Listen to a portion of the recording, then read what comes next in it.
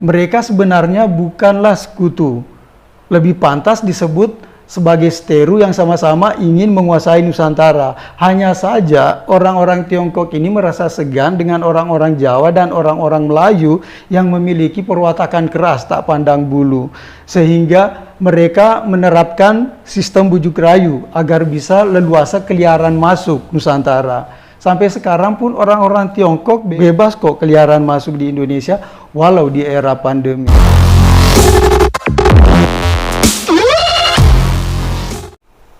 Assalamualaikum, salam jumpa pemirsa.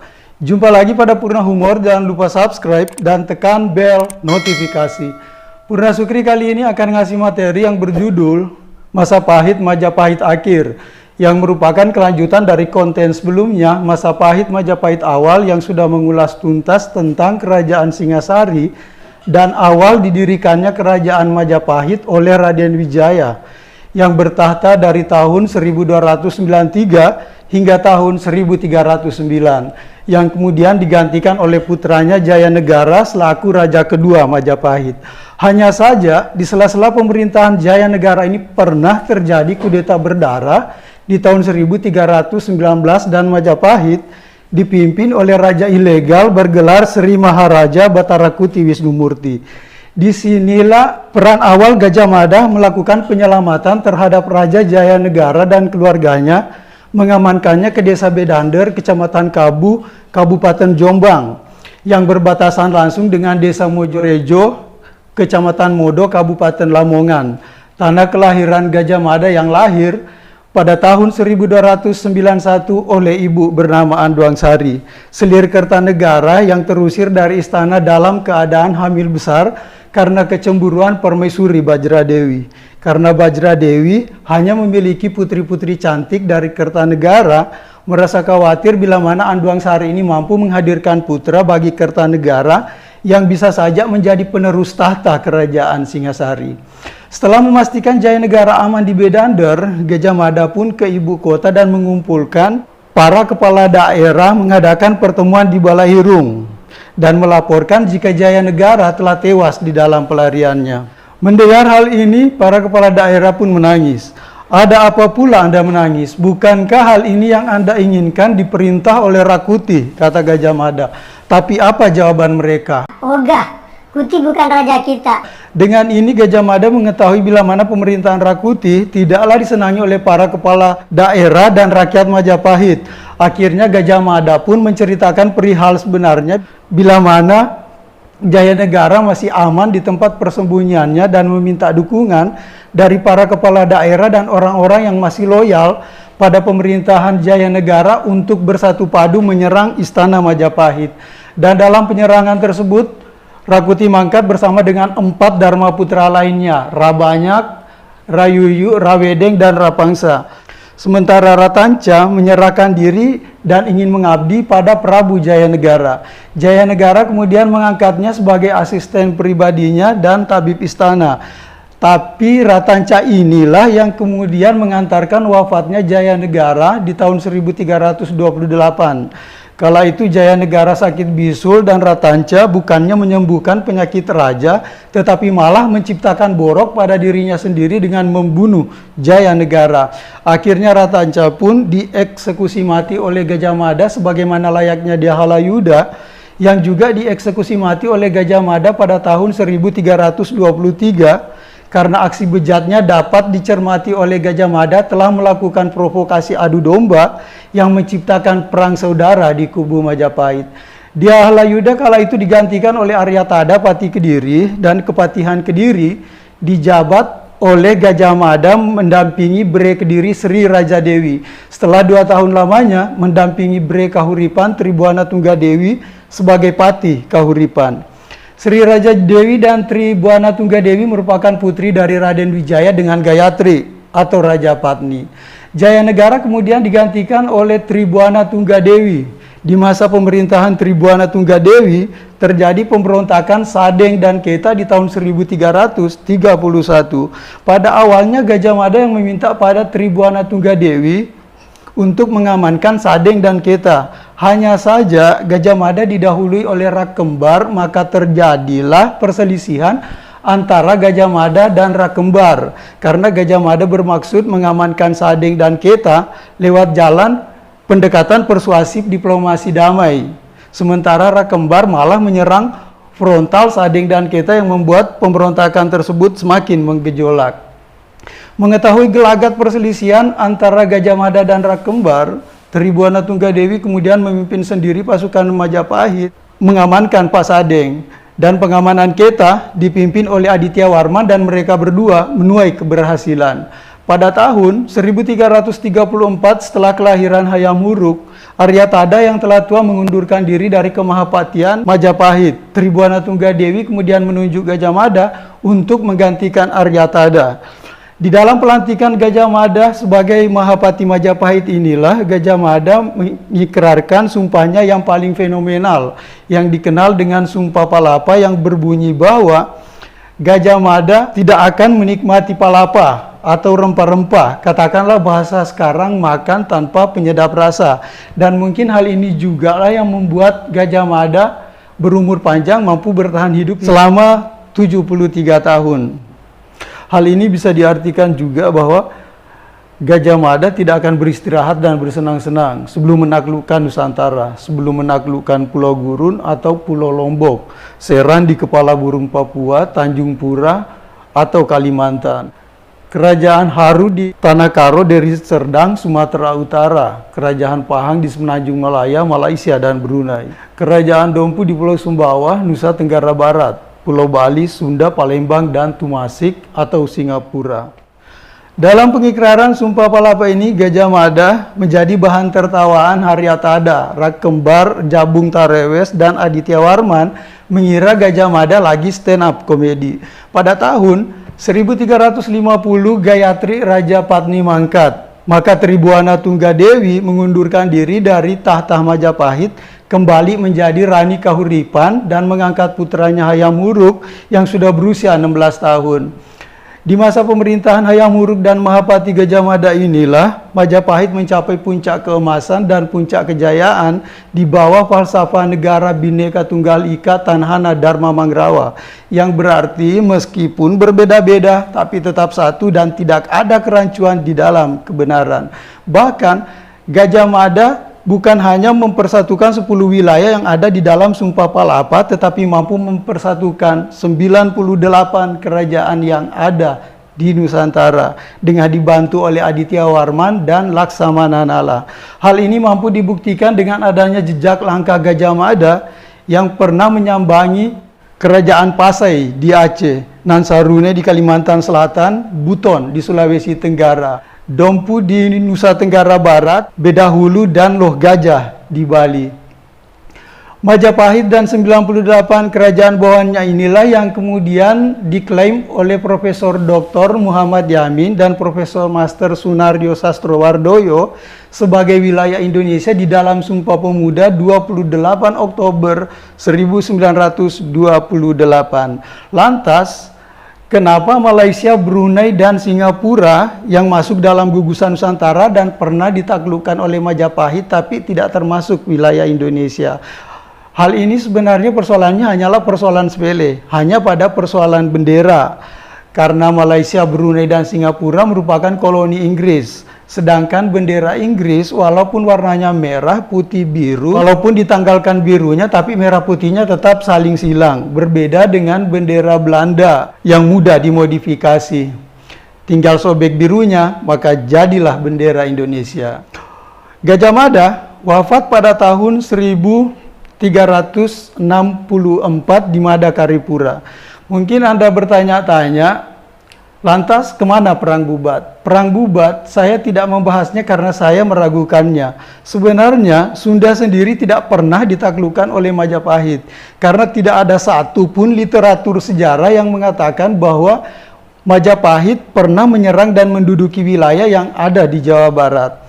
Masih di zamannya Prabu Kertanegara, Prabu Dharma Siksa pun enggan untuk dijadikan bawahan Singasari. Begitupun ketika Hayam Wuruk dan Gajah Mada membujuk Prabu Raga-Surya, mereka tetap enggan untuk dijadikan bawahan Majapahit. Akhirnya mereka pun tetap dijadikan sahabat kerajaan sekutu Mitrekasatata atau mitra sejajar. Sama halnya dengan kerajaan Champa yang ada di Kambodia dan kerajaan Ayodhya yang ada di Thailand.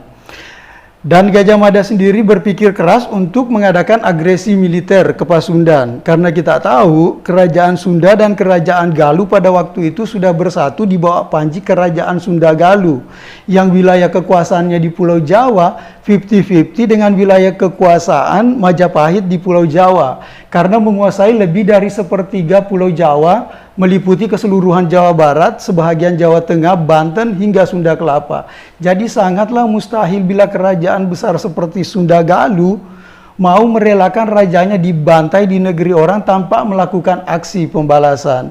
Dan apakah bila Sunda Galuh menyerang Majapahit, kerajaan bawahan Majapahit akan membantunya? Ya tidak mungkin juga, karena tidak semua dari bawahan Majapahit ini direkrut dengan misi diplomasi damai. Ada juga yang melalui agresi militer, bahkan sampai berkali-kali ekspedisi. Di kerajaan Ansarune saja, Gajah Mada baru bisa menaklukkannya melalui 3 kali ekspedisi karena mendapat perlawanan keras dari suku Dayak Manyan. Pada tahun 1376, setelah wafatnya Tribuana Tunggadewi, Hayam Wuruk kemudian membagi kerajaan Majapahit menjadi 2 bagian, memerdekakan kembali ex Lamajang Tigang Juru dengan nama Wirabumi atau Bumi Wiraraja, yang wilayahnya meliputi Blambangan, Lumajang, Jember, Situbondo, Probolinggo, dan Bondowoso, dan dipimpin oleh mertuanya sendiri, Sang Hyang Kudamerta. Hayam Wuruk wafat pada tahun 1389. Ia lalu digantikan oleh keponakan sekaligus menantunya Aji Wikramawardhana. 9 tahun kemudian, Sang Hyang Kudamerta juga wafat dan digantikan oleh Aji Rajanata, putra dari Hayam Wuruk dari istri Selir, yang memperistri cucu dari Kudamerta Nagarawardhani, putri dari Indu Dewi Brelasem. Indu Dewi ini merupakan putri dari Kudamerta dengan Sri Raja Dewi. Pada tahun 1400, Sri Raja Dewi mangkat. Ia lalu digantikan oleh putrinya, Indu Dewi. Dan Indu Dewi yang kala itu menjabat sebagai Brelasem, menyerahkan Lasem kepada putrinya Nagarawardhani. Tetapi Kramawardhana juga mengangkat istrinya sebagai Brelasem, karena menganggap Lasem sebagai wilayah teritorialnya. Adanya 2 pemerintahan di Lasem, inilah yang mencetus perang dingin antara Aji Wikramawardhana dan Aji Rajanata. Sehingga pada tahun 1401 pecahlah perang Paregreg atau perang setahap demi setahap yang berlangsung selama 5 tahun lamanya dan baru reda pada tahun 1406 ketika Manggalawardhana, sang putra mahkota, putra dari Aji Wikramawardhana, menggempur Blambangan yang mengakibatkan wafatnya Aji Rajanata, yang kepalanya kemudian dipenggal oleh Batara Narapati Raden Gajah Mada. Dengan gugurnya Aji Rajanata, Aji Wikramawardhana kemudian mengekspansi wilayah Wirabumi. Wikramawardhana wafat pada tahun 1427. Dan pada tahun itu juga putra mahkota Manggalawardhana juga wafat. Maka pemerintahan diteruskan oleh istrinya Kusumawardhani, putri dari Hayam Wuruk. 2 tahun kemudian Kusumawardhani juga wafat dan pemerintahan berikutnya dijabat oleh Aji Ratnapangkaja. Aji Ratnapangkaja ini merupakan keponakan sekaligus menantu dari Aji Wikramawardhana. Pada tahun 1434, Aji Ratnapangkaja mengeksekusi mati Raden Gajah Mada karena melakukan pemberontakan ingin memerdekakan kembali wilayah Wirabumi. Pada tahun 1437, Aji Ratnapangkaja wafat. Karena tidak adanya putra mahkota, karena tidak memiliki keturunan, pemerintahannya kemudian dilanjutkan oleh Permaisuri Suhita, putri dari Aji Wikramawardhana. Suhita memerintah hingga 10 tahun, hingga tahun 1447, dan kemudian digantikan oleh adiknya Kertawijaya.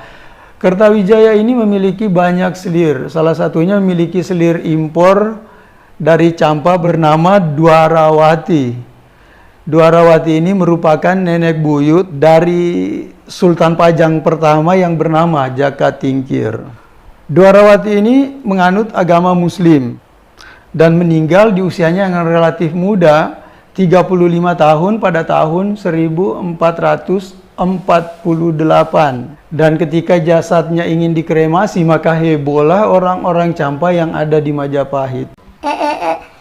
Jangan main bakar aja. Di Campa tuh, kalau ada orang meninggal, ditanam kembali, dikembalikan pada tanah. Biarlah jasad Dwarawati ini kami bawa pulang kebumikan di Campa. Akhirnya Kertawijaya pun menengahi persoalan. Alah, kalian tuh nyari kerjaan saja. Biarlah istriku saya buatkan makam di sini. Nah, begitulah silsilahnya sehingga ada makam di Istana Trowulan adalah makam Dwarawati, putri Campa yang diklaim oleh kronik Cina sebagai makam putri Tiongkok. Tapi saya pribadi tidak percaya dengan kronik Cina, dokumentasi yang ada di Kuil Sampokong Semarang yang mengatakan bahwa makam yang ada di Trowulan itu merupakan makam putri Tiongkok, putri dari Bok Tangkeng, duta besar Tiongkok untuk Campa, yang diperistri oleh Ma Hongfu, duta besar Tiongkok untuk Majapahit. Lagian sejak kapan sih Tiongkok menjadi Mitre Kasatata Majapahit? Mereka sebenarnya bukanlah sekutu. Lebih pantas disebut sebagai seteru yang sama-sama ingin menguasai Nusantara. Hanya saja orang-orang Tiongkok ini merasa segan dengan orang-orang Jawa dan orang-orang Melayu yang memiliki perwatakan keras tak pandang bulu. Sehingga mereka menerapkan sistem bujuk rayu agar bisa leluasa keliaran masuk Nusantara. Sampai sekarang pun orang-orang Tiongkok bebas kok keliaran masuk di Indonesia walau di era pandemi. Tapi Kertawijaya memang juga memiliki istri selir putri Tiongkok yang bernama Tanengkian yang merupakan putri dari Syekh Bentong, salah seorang penggagas berdirinya Wali Sanga di Pulau Jawa. Dari Tanengkian inilah yang kemudian menurunkan Sultan Demak pertama yang bernama Raden Patah. Permaisuri Kertawijaya bernama Jayaswari yang menjabat sebagai Breh Kediri. Dari Jayaswari inilah yang kemudian menurunkan 3 next leader Majapahit, Wijaya Kumara Sang Sinagara, Surya Wikrama Sang Purwawisesa, dan Suraprabawa Sang Girinata. Kertawijaya wafat pada tahun 1451, kemudian digantikan oleh putra mahkota Wijaya Kumara Sang Sinagara. Tapi Sang Sinagara ini cuma memerintah 2 tahun karena wafat pada tahun 1453. Dan setelah itu Majapahit mengalami 3 tahun kekosongan pemimpin. Tapi sebenarnya di masa 3 tahun ini Majapahit tetap dikendalikan oleh Ibu Suri Jayaswari. Kekosongan pemimpin selama 3 tahun ini disebabkan oleh suksesi perebutan tahta antara putra mahkota Samarawijaya dengan sang paman sekaligus mertuanya Sang Hyang Purwawisesa, yang hingga pada akhirnya Jayaswari memenangkan putranya Sang Hyang Purwawisesa pada rapat Senat Sabta Prabu, sekaligus menetapkan pemimpin setelahnya adalah putra bungsunya Suraprabawa Sang Giripati. Jayaswari mangkat pada tahun 1464 dan kedudukannya sebagai Bre Kediri digantikan oleh Dia Suragarini yang sebelumnya menjabat sebagai Bre Tanjung Pura di Kalimantan. Dia Suragarini ini merupakan ibu dari keempat putra Sang Sinagara, Samarawijaya, Wijaya Karana, Wijaya Kusuma, dan Rana Wijaya yang lebih populer dengan nama Bre Kertabumi. 2 tahun kemudian Sang Hyang Purwawisesa mangkat dan digantikan oleh Dia Suraprabawa. Kedudukan Dia Suraprabawa sebagai Bre Tumapel digantikan oleh Dia Samarawijaya yang dipersiapkan sebagai next leader Majapahit. Tetapi baru 2 tahun berjalan pemerintahan Dia Suraprabawa ini, anak-anak Sang Sinagara menunjukkan sikap antipati dan oposisi pada pemerintahan Dia Suraprabawa. Dia Samarawijaya kemudian meninggalkan Tumapel dan mengungsi ke Jinggan yang sudah merdeka dari Majapahit. Begitu juga Bre Keling Dia Wijaya Karana memerdekakan Keling dari Majapahit. Sang penguasa Kediri Dia Suragarini mangkat pada tahun 1474 dan atas prakarsa Rakrian Demung Kediri, Sri Brahma Raja Gangga Mahodara, keempat putra Sang Sinagara memerdekakan Kediri dari Majapahit untuk mengantisipasi rumor yang beredar jika Suraprabawa akan mengangkat istrinya Dia Seripura yang menjabat sebagai Bre Singapura menjadi Bre Kediri menggantikan Dia Suragarini.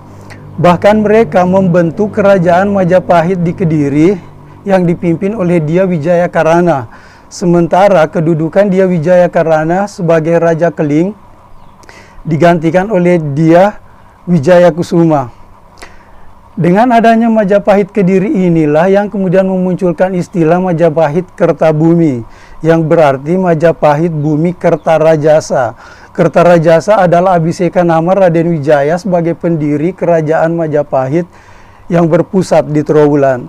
Majapahit Kertabumi lambat laun disingkat orang menjadi Majakerta, tapi seiring berjalannya waktu, semakin kesini berganti lagi menjadi Mojokerto. Jadi tidak menutup kemungkinan di kemudian hari, Mojokerto ini berganti lagi menjadi Mijikerti. Kalian tungguin saja sampai kalian capek sendiri. 4 tahun kemudian, Majapahit Kediri menyerang Majapahit Kertabumi dengan didukung oleh 3 basis kekuatan, prajurit Kediri, prajurit Keling, dan prajurit Jinggan. Serangan tersebut mengakibatkan tewasnya Dia Suraprabawa, tetapi Sang Mungging Jinggan Samarawijaya juga tewas. Dengan gugurnya Dia Suraprabawa, maka Majapahit Kediri mengekspansi Majapahit Kertabumi. Dia Wijaya Karana kemudian mengangkat si bungsu Rana Wijaya menjadi Bre Kertabumi. Tetapi 3 tahun kemudian Kertabumi diserang oleh Kesultanan Demak yang dipimpin oleh Raden Patah yang masih merupakan adik tiri dari Suraprabawa. Raden Patah berhasil menaklukkan Kertabumi dan mengekspansinya sebagai wilayah yang berada di bawah kekuasaan Kesultanan Demak. Ia lalu mengangkat seorang Tiongkok bernama Nulewa menjadi Adipati Kertabumi. Bre Kertabumi sendiri berhasil meloloskan diri dan lari ke Kediri menjadi Ratu Anggabaya, wakil Maharaja Wijaya Karana. Wijaya Karana mangkat di tahun 1486 yang secara otomatis Bre Kertabumi menjadi Maharaja Majapahit. Di tahun itu juga Bre Kertabumi menyerang Kertabumi dengan didukung oleh segenap pribumi Kertabumi, berhasil menewaskan Nulewa dan menduduki Kertabumi. Ia kemudian memilih untuk menetap di sana, sehingga pemerintahan di Majapahit dikendalikan sepenuhnya oleh patinya bernama Patitohan. Patitohan mangkat di tahun 1513 dan digantikan oleh Mahodara. Pati Mahodara menjalin aliansi dengan Portugis di Malaka, yang membuat kemarahan besar dari Kesultanan Demak, sehingga pada tahun 1518 setelah wafatnya Raden Patah dan digantikan oleh Pati Unus menyerang Majapahit yang membuat Pati Mahodara takluk menyerah kalah. Tetapi Pati Mahodara dimaafkan oleh Pati Unus dengan satu catatan, jangan berulah lagi. Pati Unus mangkat di tahun 1521, tewas di dalam agresinya menggempur Portugis di Malaka dan digantikan oleh Sultan Trenggana. 3 tahun kemudian Pati Mahodara menyerang Demak yang didukung oleh Raja Kelungkung dari Bali. Meskipun Demak berhasil memukul mundur Majapahit, tetapi serangan tersebut mengakibatkan tewasnya Sunan Ngudung, Imam Masjid Demak, yang merupakan putra dari Sunan Gersik dan ayah dari Sunan Kudus.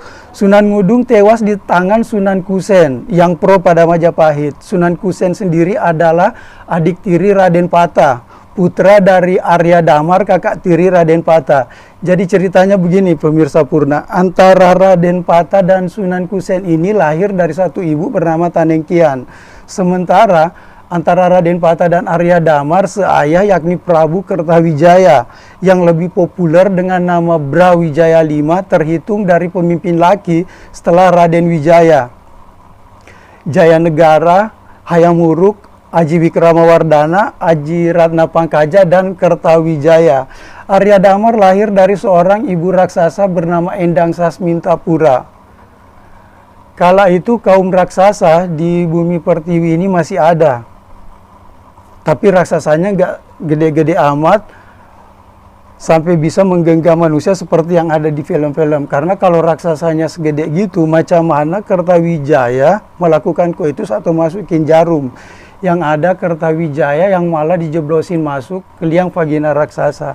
Dan begitu keluar dari liang raksasa, orang-orang pada mengiranya bayi yang baru lahir yang langsung bisa berjalan dan berbicara.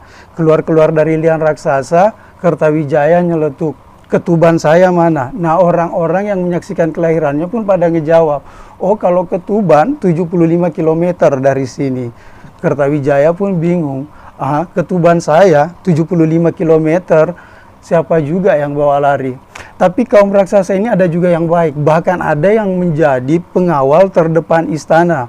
Mereka kemudian punah setelah masuknya Portugis di Nusantara karena diberangus oleh Portugis dengan senjata api, karena Portugis merasa iri dengan mereka karena merasa kalah tinggi dan kalah besar, bukan kekalahan sedikit. Sebagaimana saya katakan tadi bahwa Kertawijaya memiliki banyak sekali selir, sehingga ia pernah diserang Raja Singa. Raja Singa memburu Kertawijaya karena cemburu. Tapi pada akhirnya Raja Singa ini mampu ditaklukkan oleh Kertawijaya dengan melemparinya batu kali sekali dan batu gunung segunung. Selirnya pun beraneka ragam, ada orang Campa, ada orang Tiongkok, dan ada orang raksasa. Selir terakhir Kertawijaya adalah orang Bugis bernama Wandansari atau Bonrit Cemara. Dari Bonrit Cemara inilah yang kemudian menurunkan Bondan Kejawen, kakek buyut Panembahan Senopati, pendiri Kesultanan Mataram. Jadi tolong pemirsa Purna jangan pernah mengatasnamakan agama sebagai benih konflik. Karena keberagaman kita di Nusantara ini tidak pernah menimbulkan benih perpecahan. Majapahit itu runtuh karena keropos dari dalam. Internalnya yang bermasalah karena saling sikat, sikut, tampuk kepemimpinan. Sebenarnya Majapahit sendiri hanya solid selama 42 tahun, yakni sejak era kelahiran Hayam Wuruk di tahun 1334 hingga meninggalnya ibundanya Tribuana Tunggadewi di tahun 1376. Atas kerja keras dari dua bersaudara Gayatri dan Gajah Mada melalui misi visi Wawasan Penyatuan Nusantara. Wawasan Penyatuan Nusantara ini pertama kali digadang oleh orang tua mereka Prabu Kertanegara dengan nama Wawasan Mandala Dwi Pantara. Hanya saja Kertanegara keburu meninggal terbunuh oleh Jayakatwang. Dan setelah meninggalnya Tribuana Tunggadewi, mertua Hayam Wuruk Sang Kudamerta membujuk Hayam Wuruk membagi kerajaan Majapahit menjadi dua bagian, barat dan timur. Nah, disinilah awal kerancuan itu terjadi. Karena kerajaan bawahan Majapahit merasa dibingungkan. Mereka sebenarnya harus berkiblat kemana? Apakah harus berkiblat ke barat atau berkiblat ke timur? Ditambah lagi pecahnya perang Paregreg